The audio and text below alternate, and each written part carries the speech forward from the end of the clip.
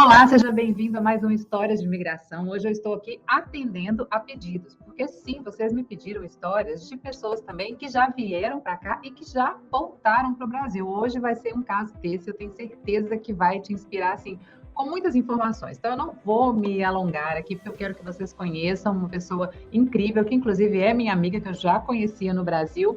Então, Dani, seja bem-vinda. A Dani é dentista, ortodontista, inclusive dos meus filhos. Seja bem-vinda, Dani. Obrigada por aceitar nosso convite, viu? Muito obrigada, o prazer é todo meu de apresentar para vocês aí experiências que tivemos nos Estados Unidos. Então, Dani, mas você nesse momento está falando do Brasil. Sim, estou falando de Belo Horizonte, do Brasil. Dani, quem era a Dani e a sua família aí no Brasil? Qual que é a profissão de vocês, do seu esposo? E como é que nasceu esse projeto de querer vir para os Estados Unidos? Sim, eu sou dentista, né? Como a Alessandra disse, eu sou ortodontista. Meu marido é engenheiro, mexe na área de tecnologia da informação. Eu tenho 2 filhos. Hoje estão com 16 e 13 anos. E essa vontade de ir para os Estados Unidos veio do meu marido, por causa da área dele, tecnologia.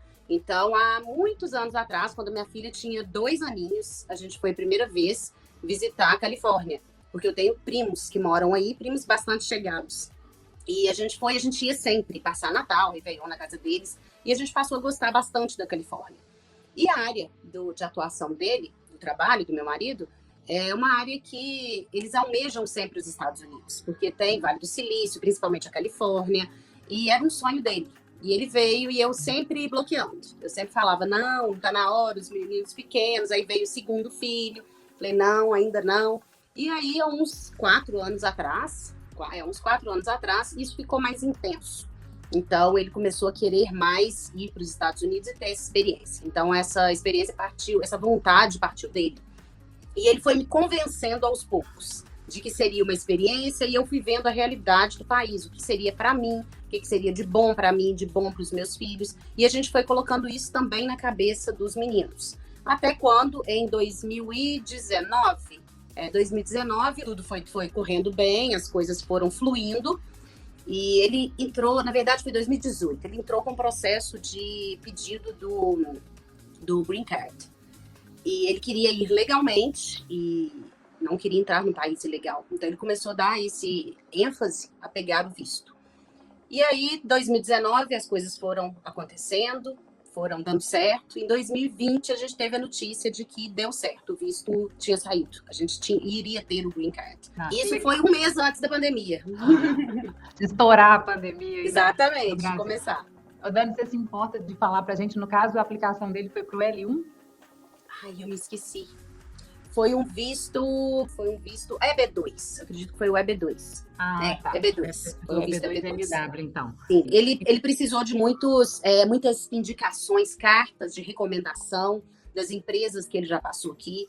E ele trabalhou já em algumas empresas bem conceituadas aqui. Então, ele precisou de bastante. É um processo bastante trabalhoso, é muito documento, muita coisa, mas não é impossível, tanto mas que a gente conseguiu. Entendi, não havia, então, um empregador aqui e nem foi uma transferência da empresa dele. Não foi o EB2NW, com certeza. Não foi. A gente fez pela profissão dele, foi pelo currículo dele aqui, por recomendação daqui. Então, no geral, os Estados Unidos achou que, depois de todas as análises, que ele seria interesse dos Estados Unidos, teria interesse dele como profissional.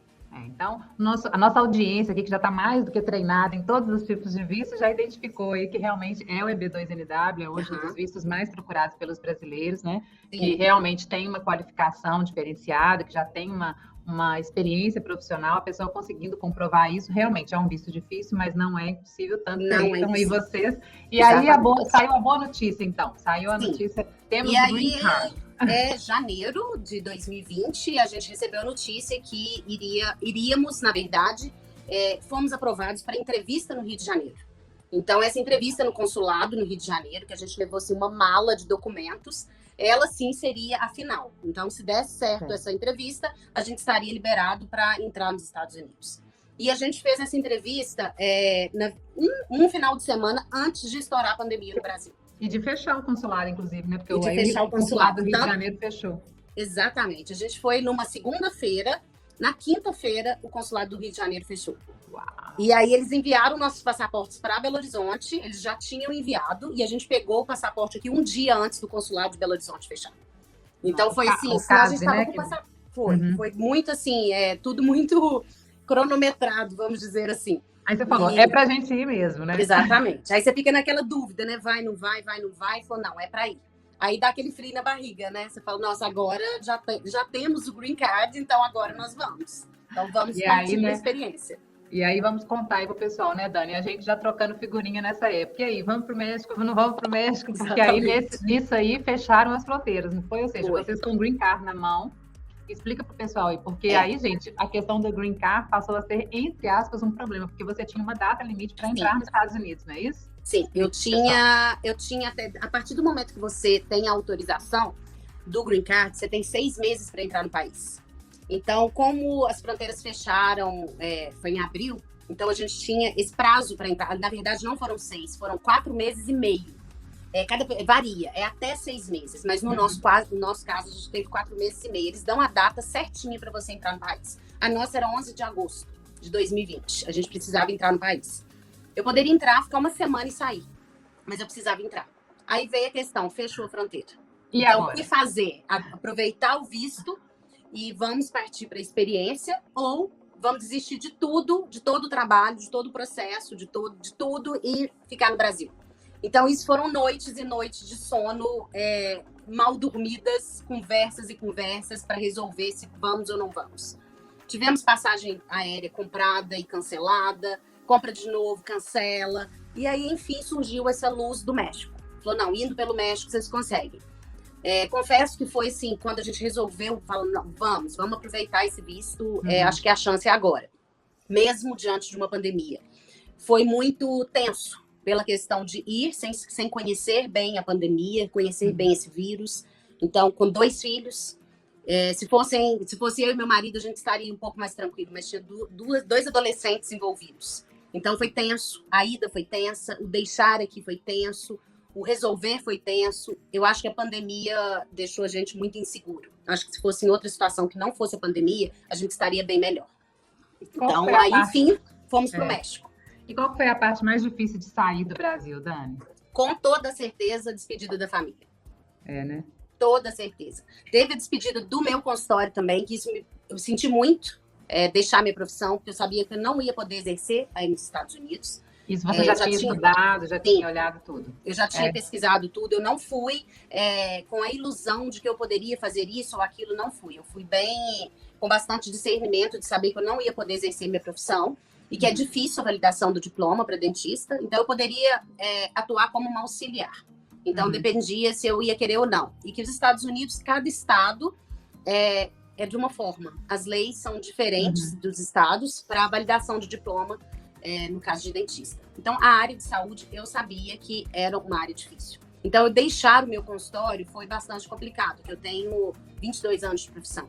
Então, deixar todo esse conhecimento aqui e partir para algo que estava muito incerto, para mim foi bem difícil, porque eu adoro o que eu faço.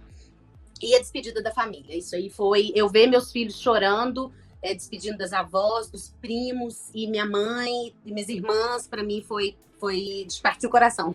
Foi pesado. Foi pesado. E aí, passada essa parte, entramos no avião e vamos para o México, é isso? Você foi para a Cidade do México? Fiquei na Cidade do México. Nós preferimos ficar na Cidade do México por causa da pandemia. A gente não fez opção de ir passear ou fazer qualquer outro tipo de coisa, porque a gente ficou realmente com muito receio da pandemia. Então, a gente procurou um apartamento próximo de tudo para ficar ali uns 14 dias. Foi melhor do que a gente imaginou, essa estadia lá no México. Foi tranquilo, os meninos fazendo aula ainda no Brasil. Eu só deixei parar as aulas no Brasil a partir do momento que a gente pisasse em solo americano. Eles continuaram a aula lá e a gente passou os 14 dias, foi tranquilo, a gente fez ficar melhor, né? Apesar da gente estar com o coração bem apertado de não saber como que seria essa fronteira, como que seria essa entrada, mesmo tendo toda a documentação de aprovação em mãos. Certo, e aí completados os 14 dias, então aí vocês foram para a Califórnia. Sim, aí pegamos o voo Cidade do México, Los Angeles, E foi super tranquilo, aeroporto super vazio, aquilo também a gente já fica muito achando estranho por causa da pandemia. Chegamos, pediram a documentação e estava tudo ok, a gente estava com visto de residentes, então vamos entrar. Então entramos, foi ótimo, comemoramos e vamos lá, vamos partir para uma vida nova, né? Vida. E qual que foi o principal choque, assim, Dani, se eu pudesse te perguntar, assim, nossa, isso aqui eu achei que ia ser diferente, isso aqui, o aluguel da casa.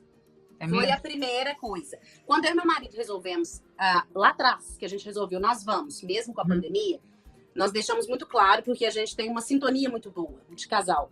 A gente deixou muito claro que a experiência é um quebra-cabeça que tem que começar a ser montado a partir do momento que você sai da casa. Saiu da sua área de conforto, já é uma experiência. Foi o que a gente fez. A gente saiu completamente da nossa área de conforto.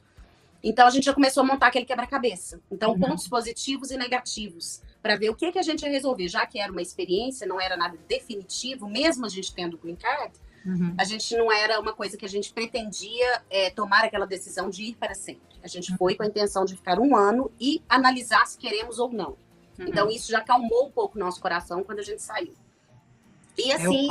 Eu falo isso que quando você tira o para sempre da equação, facilita também para as pessoas tomarem essa decisão, né? Porque Exatamente. Não fica muito pesado, cara. Muito pesado. Sempre, despedir para sempre, não voltar aqui para sempre, né? Isso é muito... O para sempre e o nunca. Né? Nunca mais vou ver, nunca mais vou fazer. Então, essas palavras a gente tentou tirar isso do nosso vocabulário para não ficar pesado, inclusive para a gente não passar isso para os filhos. Então, a questão do aluguel para a gente, na Califórnia, foi o primeiro fator que a gente assustou muito. Assustou o quê? Com o preço, com a dificuldade? Não, o preço a gente já tinha um pouco de noção. Ele foi um pouco acima do que a gente imaginou e planejou por causa da pandemia. Porque quando a gente chegou, a Califórnia estava numa situação de muita procura e pouca oferta. Então, a gente demorou muito a achar uma casa. E quando surgia uma casa, tinha 10 pessoas querendo aquela casa, naquela região. Uau. E aí, você tem que aplicar para aquele aluguel. O aplicar, você tem que ter como que eles falam aí? É um crédito? Eu acho que é um crédito. O score. Você tem que ter um score. Então, como que eu vou ter um score se eu nunca morei ali? Eu tô aqui há 15 dias. Então, e olha que você já tinha o seu outra parte que... Sim, mas demorou muito a chegar. Por causa da pandemia, os serviços estavam bem atrasados. Então, a gente demorou... O nosso Social Security Number demorou 3 meses para chegar.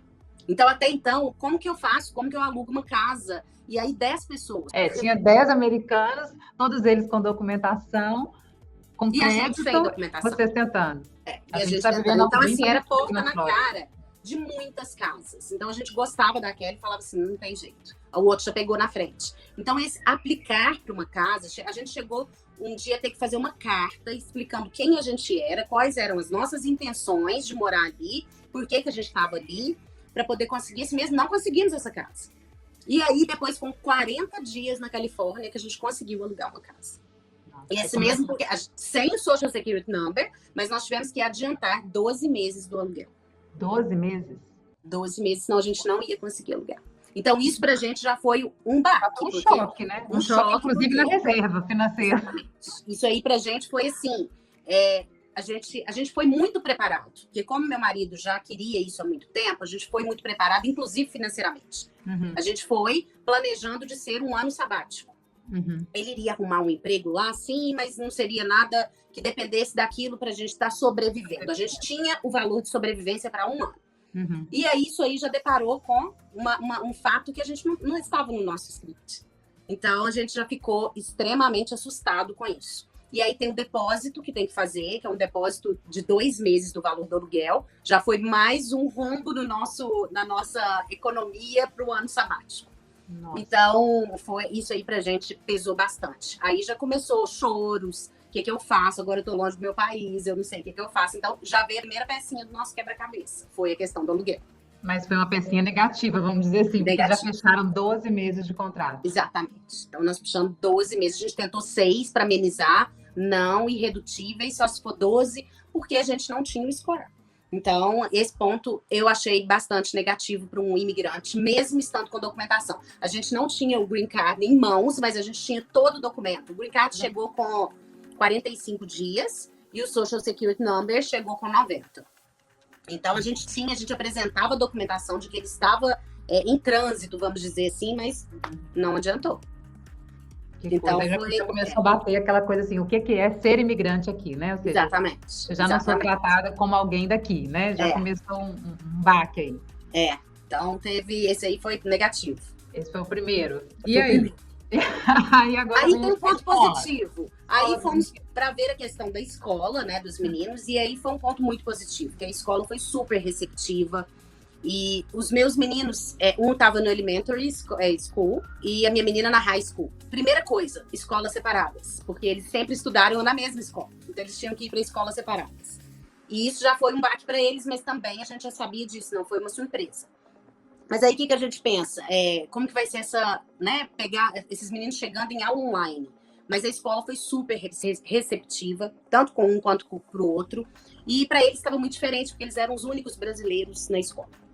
Então, a minha filha já foi com o inglês mais avançado, e o meu filho fez 4 anos de inglês aqui no Brasil, mas quando a gente chega aí é muito diferente. Então, falar rápido, ter uma aula em inglês, sem ninguém falar o português, realmente é bem difícil. Mas a escola colocou uma aula particular só para ele, pegou 2 colegas, que eles faziam pós-aula, faziam aula com ele para poder inserir o inglês para ele. Então, assim, a escola, realmente ficamos bem encantados com a escola. Então, eles fizeram... Nenhum brasileiro. Ninguém falava português. Então, assim, meu filho, na primeira semana de aula, no primeiro dia, ele chorava. Ele chorou por 2 semanas. Ele falava, eu não entendo nada. E olha que ele já tinha feito 4 anos de inglês no Brasil. E eu falava para ele assim, filho, então vamos combinar uma coisa com a mamãe? A mamãe vai fazer aula com você. Era online. Eu falei, vou ficar do lado numa cadeira, até quando você precisar. Que eu estava entendendo o que a professora estava fazendo? Não, também não estava entendendo. Era só um apoio emocional. Era um apoio emocional. Para mim também era uma aula. E eu falei para ele, o dia que você sentir que a mamãe não precisa estar com você, você me avisa. Aí ele falou, tá bom. Eu fiquei com ele acordando todos os dias, tendo uma tarefa de dentista, passei a ser estudante da elementary school por 3 meses. Então, em 3 meses, um dia... Ele não te deu alvará, ele não te dava o alvará ainda. Não. Aí, um dia, ele com 3 meses, eu peguei minha cadeira, já estou indo eu para minha aulinha, lendo livro. A gente via junto, ele olhava para mim, mamãe, não estou entendendo. Eu falei, nem eu. Então, vamos lá, o que eles estão fazendo? Vamos acompanhando. Aí, falei para ele, um dia eu peguei minha cadeira, falei, tô indo.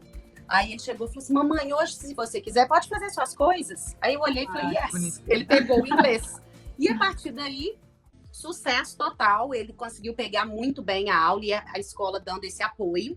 E quando terminou o ano, ele teve vários certificados de melhor aluno, de perseverança, ganhou medalhas lá na escola de melhor aluno, todo mundo ficou impressionado como ele chegou e como ele saiu.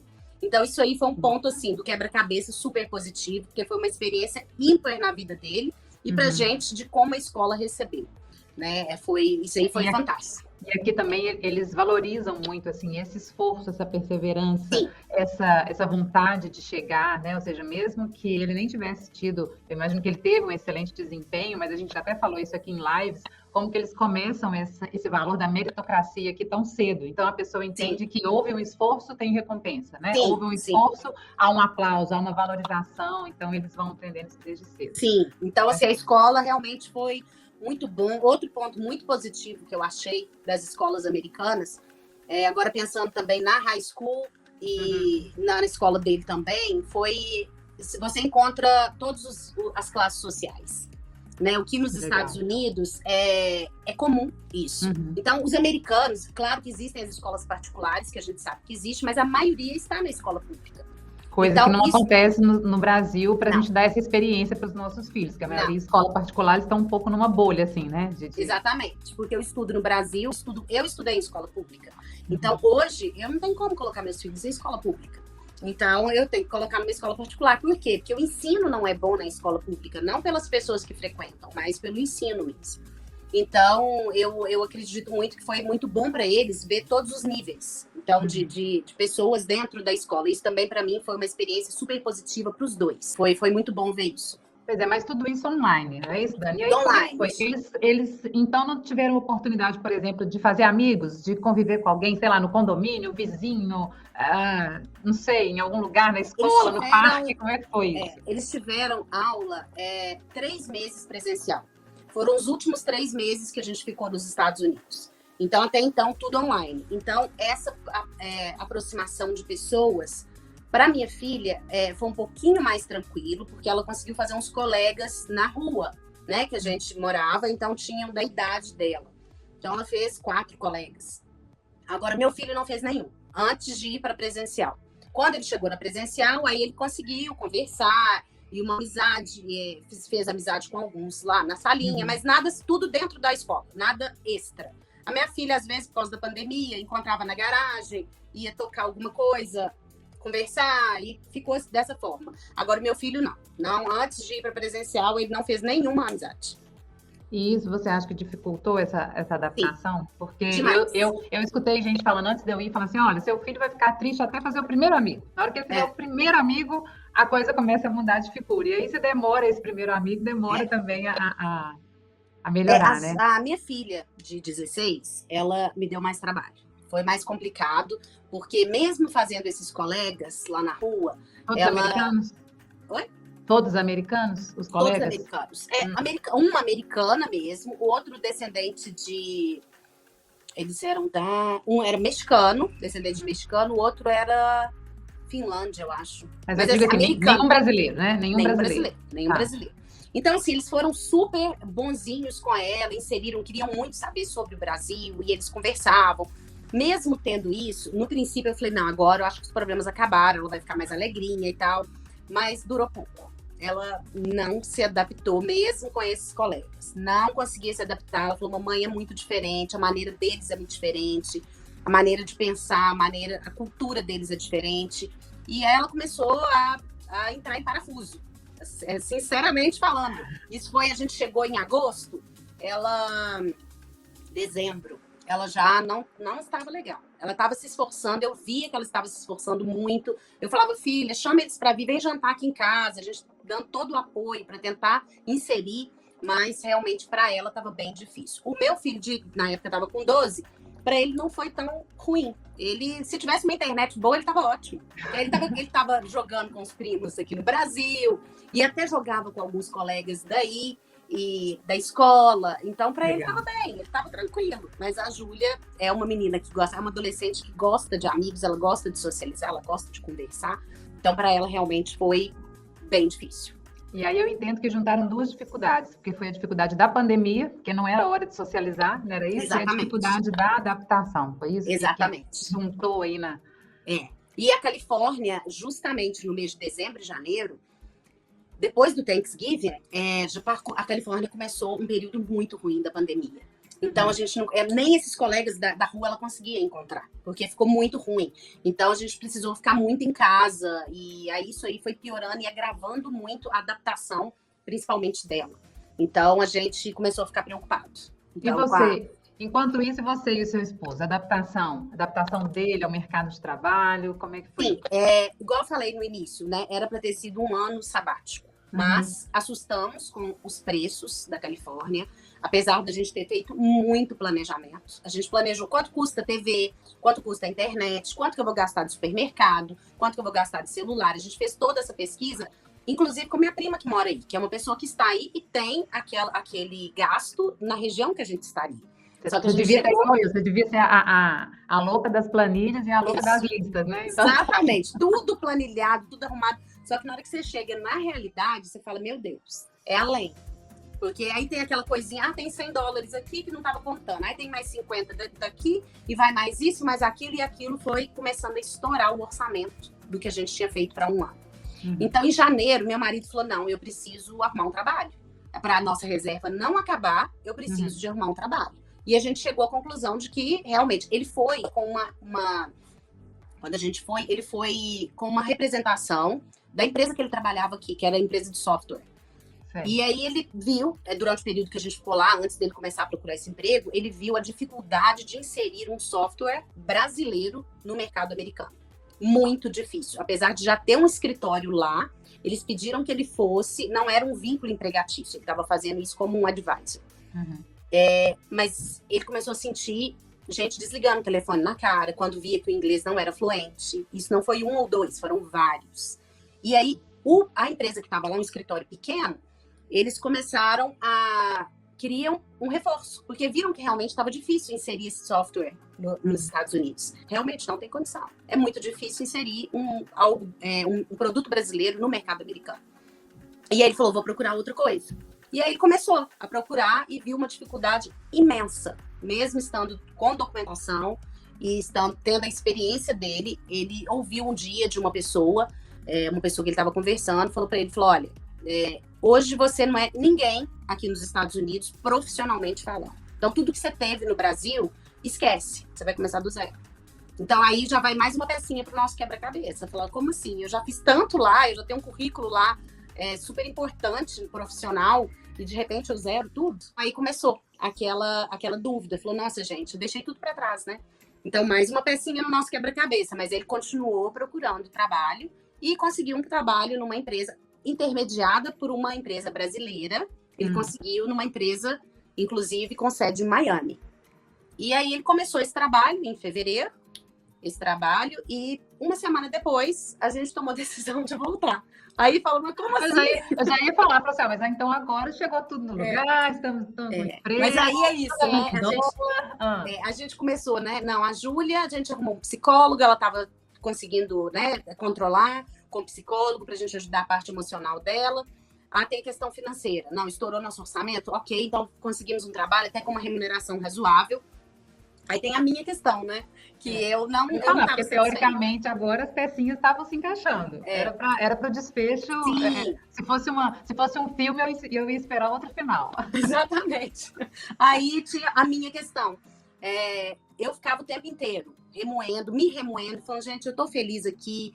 Eu sempre tive uma vida no Brasil super ativa, trabalhando o dia todo, fazendo várias coisas. De repente, eu estava me vendo dentro de uma casa, arrumando, lavando, passando, fazendo comida. Aí eu olhava e falava, gente, eu não quero isso para mim.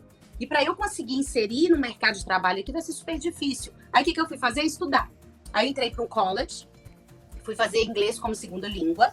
E comecei a fazer um mundo de cursos na minha área de odontologia. Fiz curso aí nos Estados Unidos, fiz curso aqui no Brasil, online. Então, assim, meu dia começou a ocupar. Eu pensei e falei assim, não, eu preciso ocupar meu dia, para eu parar de pensar. E aí eu ocupei estudando. Mas você chegou a ter um pequeno negócio aqui, na área de confeitaria. Sim. Quando eu fui, como eu me conheço, eu sou uma pessoa muito ativa, eu fiz cursos aqui no Brasil de confeitaria. E falei, não, lá eu faço isso que eu vou ocupar meu tempo. E aí começamos a fazer em novembro. Dezembro foi ótimo, vendemos bastante e começamos a ficar empolgado com aquilo. Então, o quebra-cabeça estava indo para o lado positivo, né? Tá dando tudo certo. Mas era também um trabalho dentro de casa, né, Dani? Quem é muito comunicativo, assim, igual a gente, quem é muito expansivo, a gente sabe que mesmo assim, né, você... Precisa de ver gente, no ambiente, né? Precisa ver gente, né? Mas aí começamos a confeitaria e comecei a sentir resistência nos americanos para sabores novos. Então, o que a gente aprendeu, o que eu aprendi aqui, que era brigadeiro, bolo e tal, eu comecei a ver que o americano tem resistência, porque o americano tem muita tradição. Eles gostam daquelas comidas, daquele jeito, daquela maneira, naquela data. Aí eu comecei a entender o americano. Aí o que acontece? A gente começou a vender para brasileiro. Aí eu falei, não justifica, eu quero inserir um produto novo para ter alguma coisa maior, eu tenho que inserir para o mercado americano. E a gente começou a sentir essa dificuldade do americano de experimentar um sabor novo. Então, as vendas começaram a cair no mês de janeiro, porque americanos, aí tem brasileiro, de janeiro o pessoal às vezes viajava, estava de férias. Aí eu falei, gente, isso aqui não vai ser um negócio que vai ajudar financeiramente na casa. Vai ser algo pequeno. Aí, mais uma pecinha para quebra-cabeça. O que a gente imaginou que poderia ser algo que fosse expandir, a gente viu que não iria expandir. Então foi... Dani, e aí que hora que começa, então, a surgir esse assunto, assim? Porque a gente sabe que, eu já escutei assim, de vários entrevistados aqui, falar, olha, se você sobreviver o primeiro ano, você passa o resto da vida na América. Escutei isso, assim, diversas pessoas, né? Porque é mais difícil mesmo, porque é adaptação mesmo, é desafiador, cada um tem a sua frase, isso aqui é para os fortes, isso aqui não sei o quê, isso aqui é insano, isso aqui é loucura. Enfim, tem várias versões aí desse primeiro ano. Que hora que começou ali, às vezes, dentro do quarto fechado, a falar, será que a gente pensa em voltar? Que hora que isso veio para a pauta? Foi em fevereiro. Você vê, a gente nem estava tanto tempo lá, e a gente tinha essa ideia de um ano, né? Não, um ano vai ser isso aí e tal, isso aí que você falou. E aí, meu marido começou a trabalhar, tava uma semana de trabalho. Aí a gente falou, agora tá tudo resolvido. Aí eu comecei a notar que a casa, eu, meu marido e meus filhos, ainda estávamos infelizes. A gente não estava feliz. Aí eu falei, vamos fazer uma viagem. A gente veio planejando tanto viajar, então vamos para Las Vegas. E vamos fazer um passeio por lá, que eu acho que a gente está precisando sair por causa dessa pandemia. Aí a gente começa a querer achar. E eu sempre fui o alicerce na minha casa.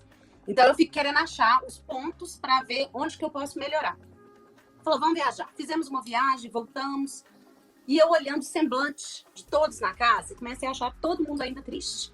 E a gente participando de coisas no Brasil, assim, coisas que eu falo assim, vendo aniversários passando, vendo minha mãe, vendo minha sogra, família toda, e aquilo estava consumindo muita gente. E aí chegou um momento que eu falei, eu fiz até, esse dia foi bem marcante, que eu fiz foi em fevereiro. Eu fiz um papel e coloquei escrito. Eu falei, o que é felicidade para você? Eu imprimi 4 papéis e entreguei para os meninos, para o meu marido, fiquei com um para mim. E falei, vocês têm 2 dias para escrever tudo que vocês querem, o que é felicidade? Porque às vezes, eu pensei comigo, às vezes a gente imagina uma felicidade para os nossos filhos, achando que estar num país de primeiro mundo vai ser feliz. Ou mesmo a gente.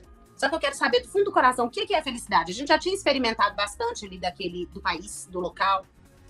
E aí veio a resposta 2 dias depois num jantar. Fiz um jantar especial, falei, hoje nós vamos abrir os papéis. E o que era a conclusão? A felicidade para todos os 4 seria estar perto da família.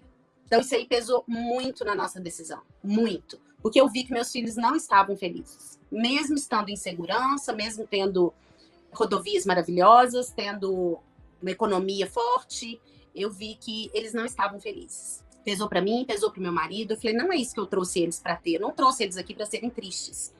E isso foi mais uma pecinha no quebra-cabeça. E aí a gente foi uma vendo... peçona, né? Essa foi uma peça gigante. Gigante. Fomos vendo a questão, a psicóloga da minha filha me chamou um dia e falou para mim, falou, Daniela, a Júlia, ela tinha um solo seguro, um solo onde ela pisava no Brasil. Hoje ela não tem, ela tá com o pé no ar. Então ela não sabe onde pisa, porque ela tá à véspera de um Enem no Brasil ou véspera de estudar nos Estados Unidos. Ela não sabe onde que ela se dedica. Porque se ela voltar para o Brasil, ela vai estar muito próxima do Enem. Como que ela vai estudar? E se ela ficar aqui nos Estados Unidos, ela vai para uma universidade, com o custo que é uma universidade nos Estados Unidos. Então, isso é outra coisa que pesou muito. Porque ela quer medicina. Desde 10 anos de idade, ela fala, eu quero fazer medicina.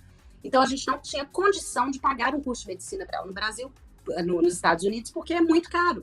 Então, falando, bolsa. É muito difícil essa questão de bolsa. A gente viu essa realidade lá. Então, aí, né, nos Estados Unidos, a gente viu essa realidade. Não é tão fácil, não é tão simples. É complicado. Então, outra peça enorme foi o estudo que estava chegando a hora da gente tomar a decisão. Então, a gente começou a pesar e vimos que não estamos felizes. O que nós temos que fazer? Voltar. Então, assim, foram peças, não foi um fator que fez a gente voltar. Temos excelentes recordações dos Estados Unidos, excelentes. A gente presenciou um país que as coisas acontecem, um poder de compra muito grande, que isso, na verdade, isso me incomodou um pouco, porque esse consumismo americano não é meu perfil. Então, isso me incomodou. Eu não queria que meus filhos fossem criados nesse perfil consumista. Então, os Estados Unidos, a gente entende, a justiça funciona, você vai para uma rodovia, você não vê um buraco.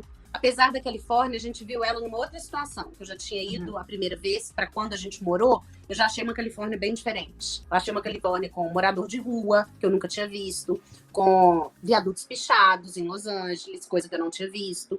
Então, assim, a gente viu que isso não era tudo na nossa vida. Não é um país perfeito e que também não era isso que... Exatamente. Então, a gente... aí um dia até, são datas marcantes, a gente ficou até 3 horas da manhã, eu e meu marido, os meninos dormindo, que a gente não quis participar eles disso. Foi até uma dica da psicóloga, ela falou, eles não têm que participar. Vocês têm que anunciar o que vocês resolveram. Porque eles estão muito instáveis, principalmente minha filha, que já entendia mais. E aí nós ficamos até 3 horas da manhã nesse dia e resolvemos. Falamos, gente, vamos pesando tudo, vamos fechar esse quebra-cabeça e vamos resolver. E a gente começou a ver, falou, não, realmente a gente vai ser mais feliz lá. A gente tem a nossa profissão, a gente tem a nossa casa, a gente tem a nossa família. Então, a nossa decisão de voltar foi, economia não é tudo, dinheiro não é tudo, consumir não é tudo. A gente pesou muito. Eu falei para ele falou para mim, onde nós queremos envelhecer? Porque na hierarquia, nós vamos primeiro com os meninos. eles vão ter tempo para fazer outras experiências. Nós já demos essa experiência para eles. Agora, Inclusive, nós queremos... se no futuro quiserem vir fazer um mestrado, uma pós-graduação. Então, eles têm um mundo ainda pela frente. Agora, nós dois queremos envelhecer aqui, nessa vida que a gente está vendo que existe aqui, nessa região que a gente está da Califórnia. Aí nós olhamos para o outro e falamos, não, a gente não quer envelhecer aqui. A gente sente falta de amigos verdadeiros que a gente constrói desde a infância. A gente sente essa falta, que é difícil construir amigos. E a gente sente falta de família, a gente tem apego à nossa família. Então, vamos bater o martelo, vamos voltar? Aí, no outro dia, café da manhã, chegamos para os meninos e falamos, a gente tem uma novidade, nós vamos voltar para o Brasil. E aí, eles olharam e falaram assim, de férias? Falou, não, nós vamos voltar definitivo. Eu vou ser super sincera, eu nunca vi um sorriso, eu tinha 8 meses que eu não vi um sorriso tão grande no rosto dos meninos. E a casa virou outra. O semblante dos meninos virou outro, eles rindo, conversando. Então, assim, a gente teve a certeza que a gente tomou a decisão certa. Gente, é realmente impressionante, Dani, porque eu aqui nesse papel meio que de entrevistadora, né? E às vezes a gente conversa fora das câmeras com algumas pessoas, e aí tem adulto que fala assim, nossa, eu já até cogitei voltar, mas se eu pensar em falar isso com meu filho, eu sei que ele desmonta, porque hoje ele ama essa vida aqui nos Estados Unidos. Impressionante como que cada história é uma, né? Assim, cada vivência é única. Não só a vivência, por exemplo, eu lembro que a gente conversava, né? Eu falava, não, Dani, estou indo na igreja aqui, missa em português, a igreja aberta, e aí tudo fechado na Califórnia. Então, assim, diferença de estado para estado, de pessoa para pessoa, às vezes aqui até de região para região, porque é lugar que tem mais brasileiro, que a pessoa faz amizade, né? Então assim, como que cada experiência é única, né? Eu hoje, se eu tivesse que ir novamente, a gente até pulei a parte que a empresa do meu marido, como era sede de Miami, a gente teve a oportunidade, até comentei com você, de ir para Miami.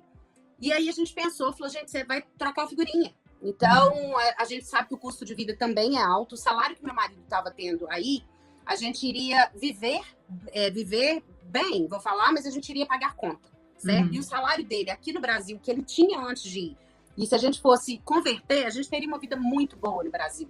Então, a gente também pesou isso.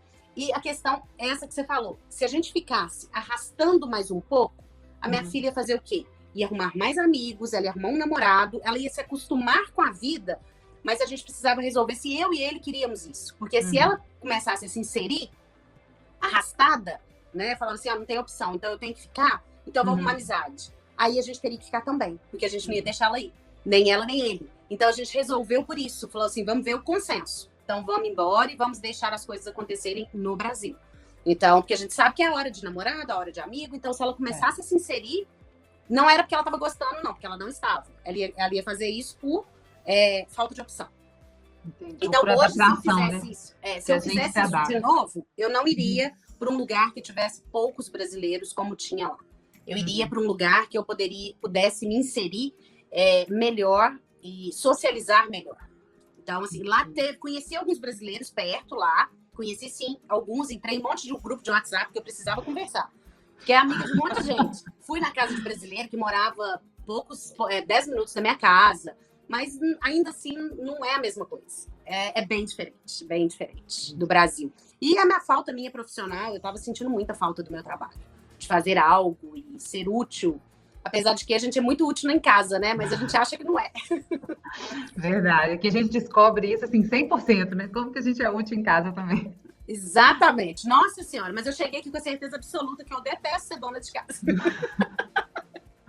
Eu gosto disso como complemento, mas 100% dona de casa, não. Já beijou, abraçou sua secretária e sua ajudante? Já... Nossa Senhora, gente, foi tudo muito bom. Na hora que, assim, super... falando assim do fundo do coração, quando o avião aterrissou em São Paulo, deu um alívio tão grande. Eu falei, gente, eu tô de volta, não acredito. Então, assim, me deu uma sensação assim de acolhimento, sabe? Falou, nossa, eu voltei, eu tô aqui, esse país que me adora. Que a gente teve muita gente lá que você passava, não conhece ninguém te olha. Então, assim, a gente sentiu um acolhimento muito grande. Então, a nossa decisão não foi um fator, foi um quebra-cabeça.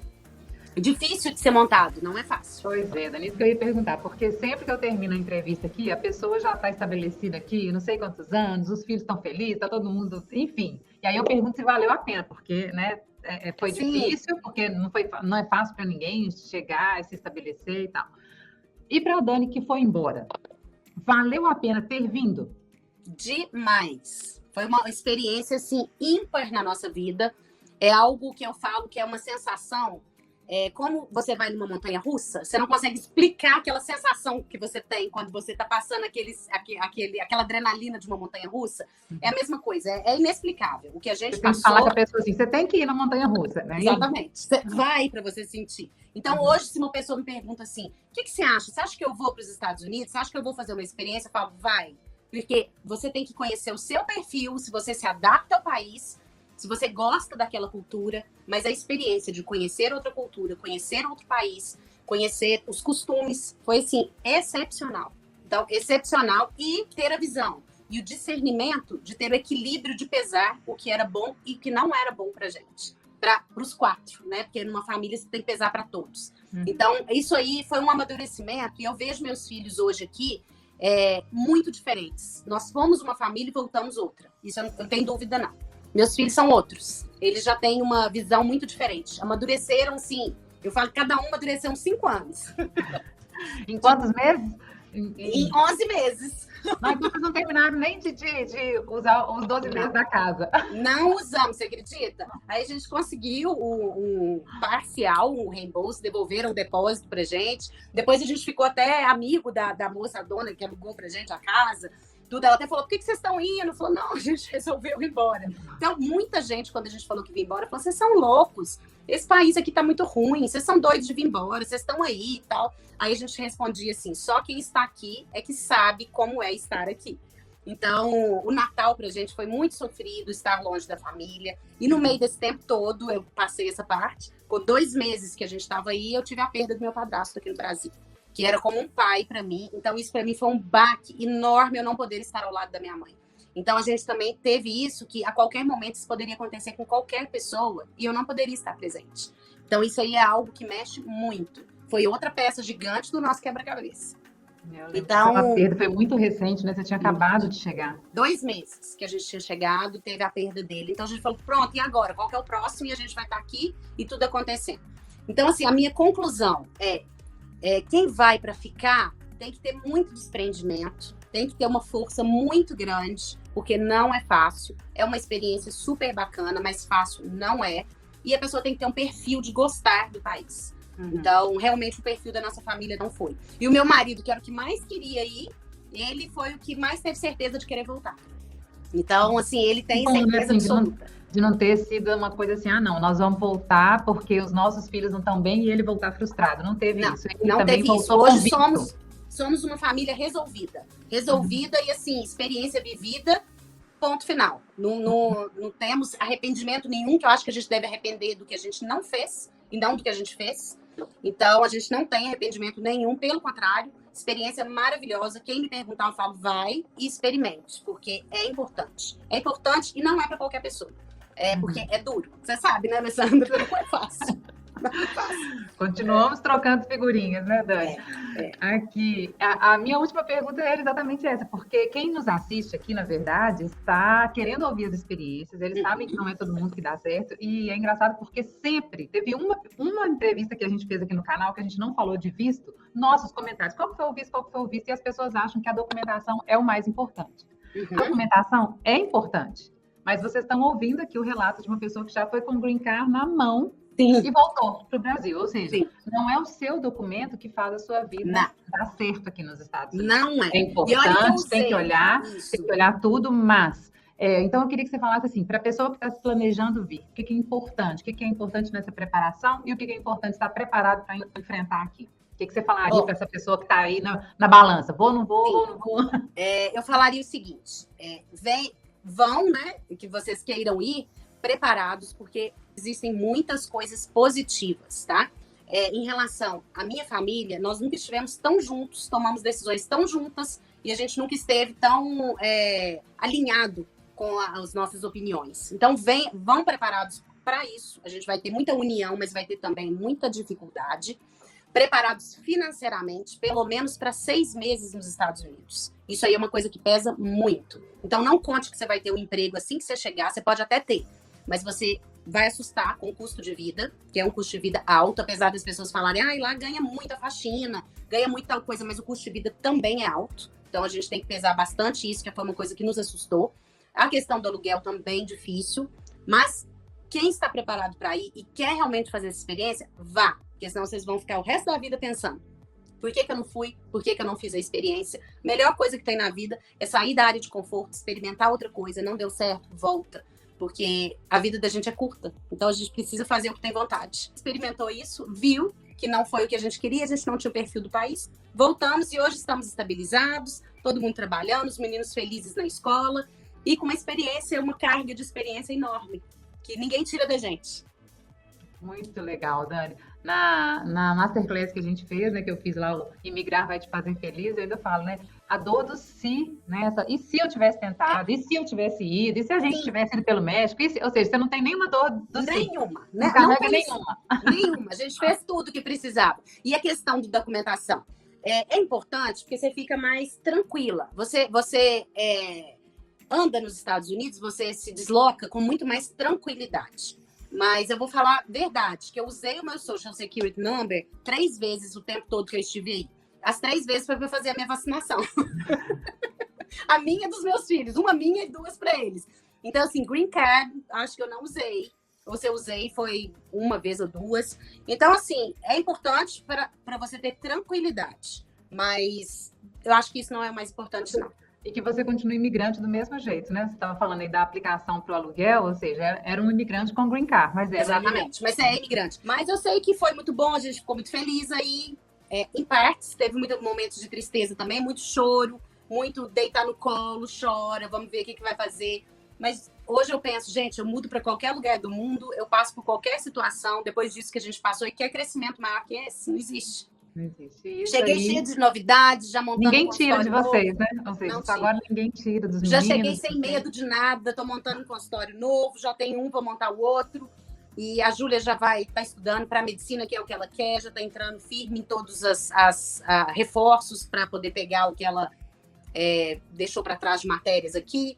E se Deus quiser, o ano que vem já vamos ter Enem com ela, consultórios a 1000. Trabalho do meu marido, que agora saiu da empresa de Miami, porque ele teve uma outra proposta para o Brasil, agora está numa empresa brasileira. Enfim, estamos todos brasileiros novamente. Estabelecidos, exatamente. Dani, muitíssimo obrigada, viu? Eu que agradeço. Abrir aí, né, questões tão internas aí da sua família, as questões emocionais, tudo mais, a forma como vocês lidaram com tudo isso. Eu espero ter ajudado muitas pessoas aqui, né, as pessoas a colocarem esse contraponto na balança, né, que existe essa possibilidade, que não é o para sempre, né? Mas que também não é nenhum fracasso voltar, não é fracasso ficar, não é fracasso ficar porque não tem um emprego para onde voltar, não é fracasso voltar porque não deu conta de ficar. Então, assim, que tudo isso é experiência, eu só tenho a te agradecer por ter compartilhado tudo isso conosco. Eu que agradeço. Todo sucesso aí para todos vocês em todas as áreas que estão despontando aí, viu? Eu que agradeço a oportunidade de passar essa experiência e é muito importante isso pra gente. E nunca entendam como um fracasso se precisarem voltar. Isso é crescimento, isso é vida. Muito bem, Dani. Então, um beijo.